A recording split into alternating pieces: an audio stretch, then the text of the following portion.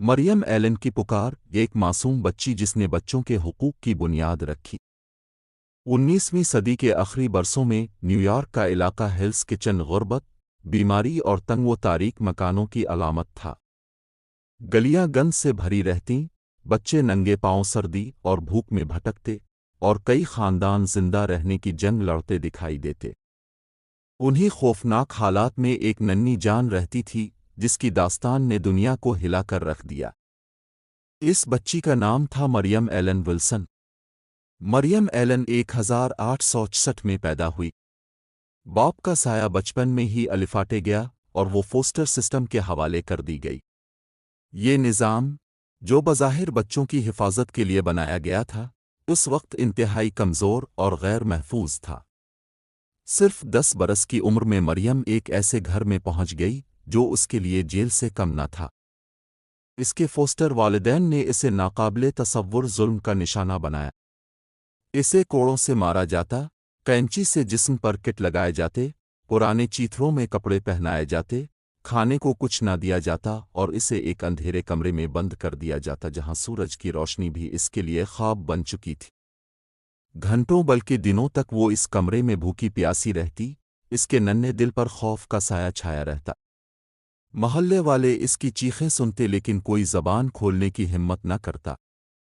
اس وقت غریب بچوں کی زندگی بے حد سستی سمجھی جاتی تھی اور معاشرہ ان پر ہونے والے ظلم کو نظر انداز کر دیتا تھا۔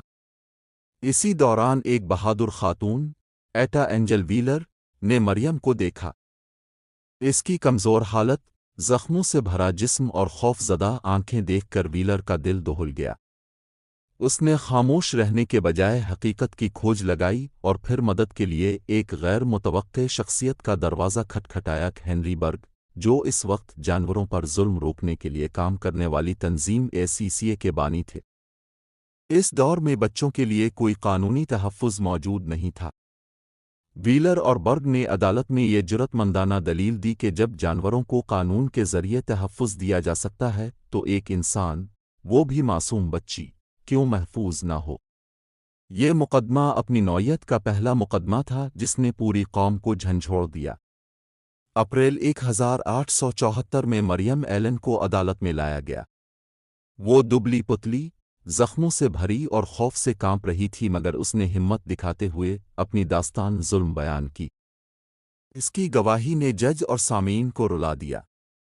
عدالت نے ظالم سرپرست کو سزا سنائی اور اسی کے نتیجے میں 1875 میں New York society for the prevention of cruelty to children قائم کی گئی، جو دنیا کی پہلی تنظیم تھی جو صرف بچوں کے تحفظ کے لیے بنائی گئی۔